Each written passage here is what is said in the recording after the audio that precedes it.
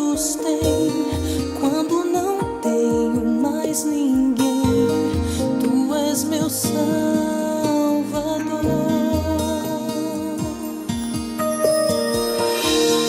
A minha vida.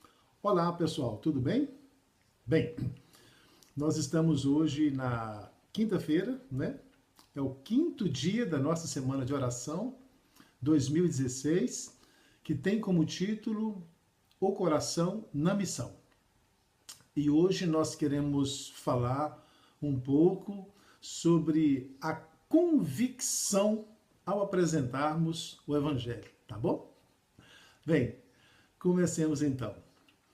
Em seu clássico livro sobre evangelismo pessoal, Como Compartilhar a Fé, Paul Little define testemunho como aquela convicção profunda de que o maior favor que eu posso fazer a alguém é apresentá-lo a Jesus.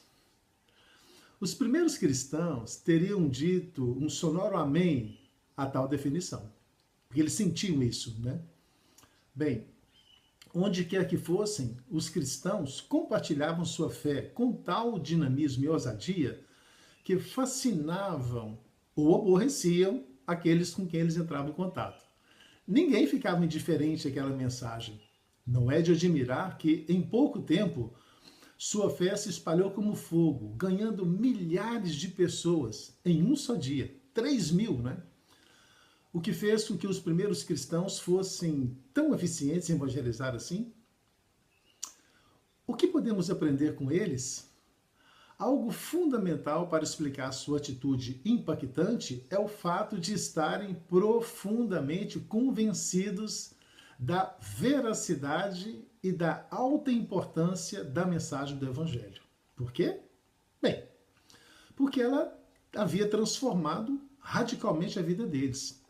Ninguém ilustra melhor essa questão do que o apóstolo Paulo, cuja experiência maravilhosa de conversão e ministério subsequente testificam do poder transformador de Cristo. Após relatar sua experiência de conversão, a Bíblia declara: logo começou Paulo a pregar nas sinagogas. E ele dizia: Jesus é realmente o Filho de Deus. E todos que o viam ficavam perplexos e se perguntavam: não é este o homem que perseguia os cristãos e queria prendê-los e destruí-los? E ele não veio para cá exatamente para prendê-los e levá-los para os chefes dos sacerdotes? Todavia, Paulo se fortalecia cada vez mais e confundia os judeus que viviam em Damasco, demonstrando que Jesus de fato era o Cristo. Isso está em Atos capítulo 9. Uma coisa que se destaca na narrativa da conversão de Paulo é que sua experiência na estrada de Damasco, quando ele cai do cavalo, o convenceu de que Cristo era de fato Deus, o Messias a tanto prometido. Foi isso que modelou sua nova identidade como cristão. E ele sustentou o seu trabalho como missionário. Em suas próprias palavras, Paulo também foi conquistado por Jesus. Isso está em Filipenses capítulo 3, 12. Ele se sentia um instrumento escolhido para levar o nome do Senhor para as nações. Né? Gálatas 1, 15, 16. Anteriormente, Paulo acreditava firmemente que os cristãos eram enganadores, blasfemos, fanáticos, que mereciam a punição mais severa. Assim, ele votou a eliminação da influência deles, trabalhando para destruí-los, em Atos 8. Mas apesar do zelo equivocado de Paulo e seu espírito perseguidor, Cristo apareceu para ele, 1 Coríntios 15, 8. E virou sua vida praticamente de pernas para cima. Né? Como resultado imediato, corajosamente ele começou a falar de Jesus, que ligou o abismo entre o céu e a terra por meio de sua vida, morte e ressurreição. Que lindo, né? A experiência de Paulo nos ensina que o testemunho e a fé genuína podem ser encontrados somente quando nós temos um encontro face a face com Cristo ressurreto. Por isso, amigos, é imperativo que todos nós tenhamos uma experiência em nossa estrada de Damasco, né? Ela pode não ser tão dramática assim quanto a experiência de Paulo, não é verdade?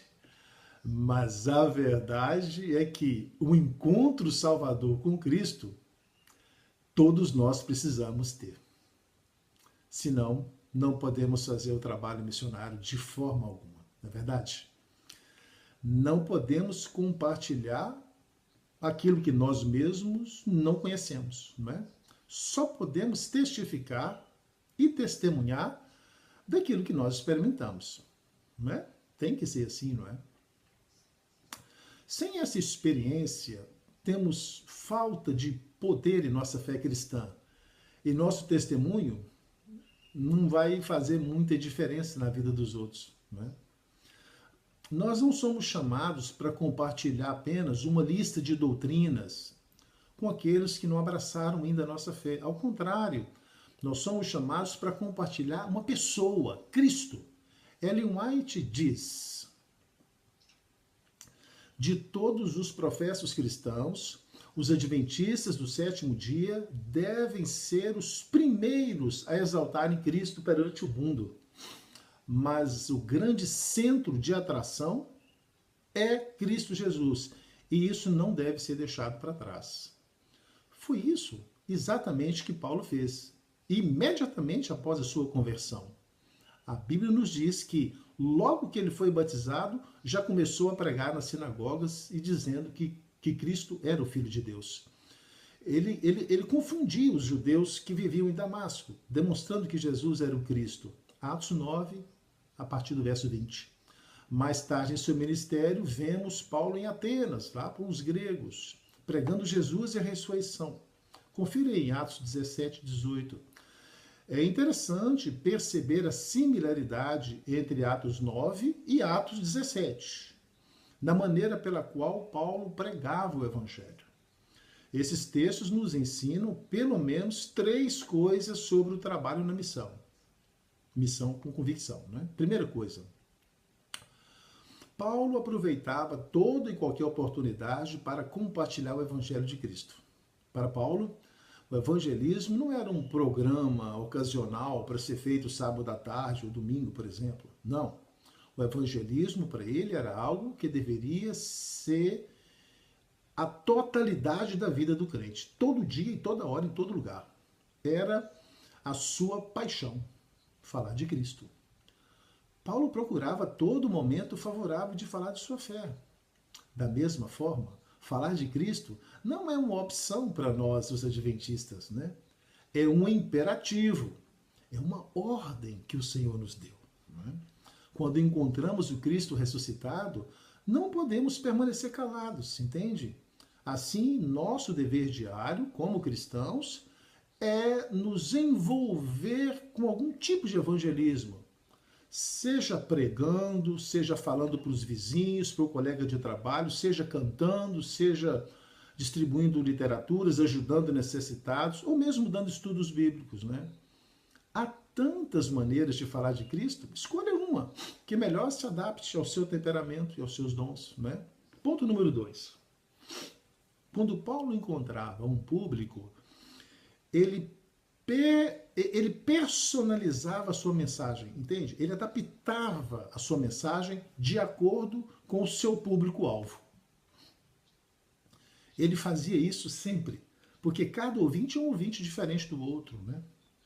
Quer fosse com os judeus zelosos em sua sinagoga, quer fosse com os estranhos caminhando no mercado, quer fosse com os filósofos pagãos lá no Areópago, por exemplo, Paulo alcançava as pessoas em seu próprio território. Por que você acha que isso é importante? Bem, nós não podemos alcançar o mundo para Cristo a menos que estejamos envolvidos com Ele, né? Isso significa que, para que seja possível evangelizá-los efetivamente, devemos nos misturar livremente com as pessoas, nos encontrando com elas e fazendo o nosso melhor para compreendê-las, saber como elas vivem. Ellen White nos diz: O seu êxito não dependerá tanto do seu saber e consecuções, como da sua habilidade em alcançar o coração das pessoas. Amigo, aí está o segredo. É chegar ao coração das pessoas. É isso que a gente tem que fazer. Essa foi a estratégia de Cristo e de Paulo. Onde quer que Paulo fosse, ele se esforçava ao máximo para compreender o povo, para entender suas crenças, a sua história, a sua cultura, de tal maneira que ele podia até citar os seus poetas, conforme vemos lá em Atos 17, 28. O que funcionava para Paulo também pode funcionar para mim e para você, não é? Se nós levarmos a missão a sério. Terceiro e último ponto que podemos aprender da experiência de Paulo. Paulo arrazoava com as pessoas. Ele discutia, dialogava. E ele tentava provar a validade e o significado do Evangelho. Há uma aplicação desse princípio em particular para nós hoje. Primeiro, nós não precisamos cancelar nosso processo racional quando falamos a nossa fé. Muito ao contrário. A fé cristã é razoável. É razoável. Ela permanece aberta ao estudo, ao escrutínio mais intenso. Segundo, é vital que compreendamos nossas crenças para poder comunicá-las efetivamente. A implicação e a necessidade de estudarmos aquilo em que cremos. Temos que conhecer, não é? Como é que vamos pregar uma doutrina que a gente não conhece? Não é? Temos que estudar, temos que nos preparar. Mas compartilhar a nossa fé não pode ser uma busca intelectual, simplesmente, né? O testemunho não pode ser reduzido a ganhar uma discussão ou ganhar um debate com alguém, não é verdade? Pelo contrário, nosso objetivo final é ganhar a pessoa e não o bate-boca, a discussão, entende? Assim, o conselho bíblico para nós é: santifiquem Cristo como Senhor em seu coração.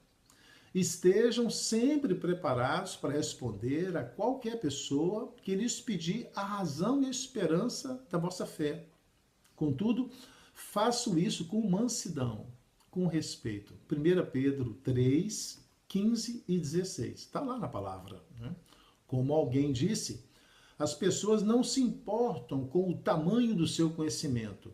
Elas se importam com o fato de você se importar com elas. Realizar a missão envolve tanto declarações como compaixão. É por isso que temos que ter o nosso coração na missão, entende? Devido à sua inabalável fé em Cristo, Paulo suportou zombaria, açoites, aprisionamento, naufrágios e depois, mais tarde, o próprio martírio, né?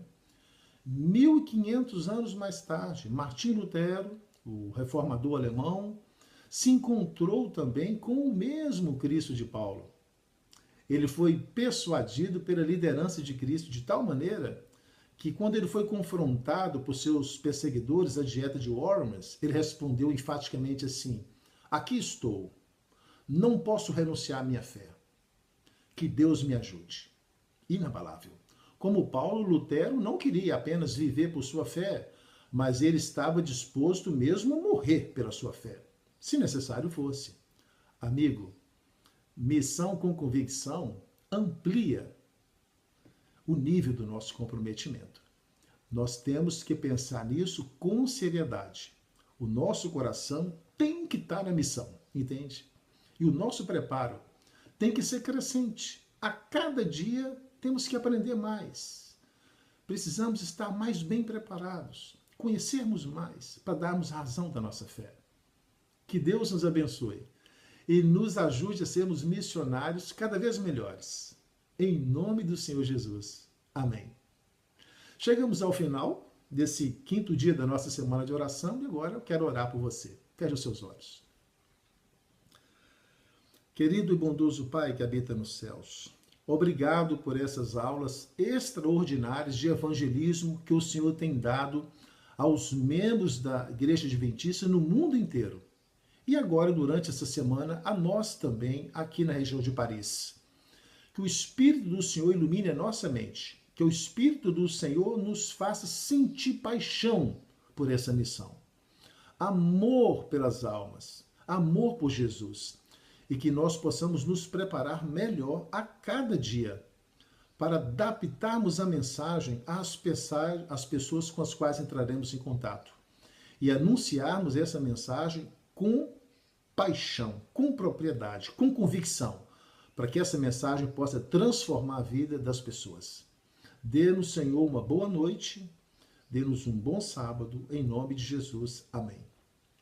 Que Deus abençoe você.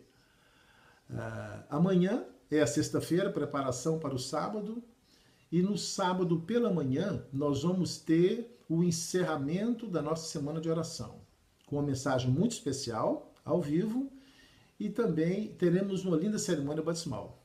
Eu espero você. Um abraço. Tchau.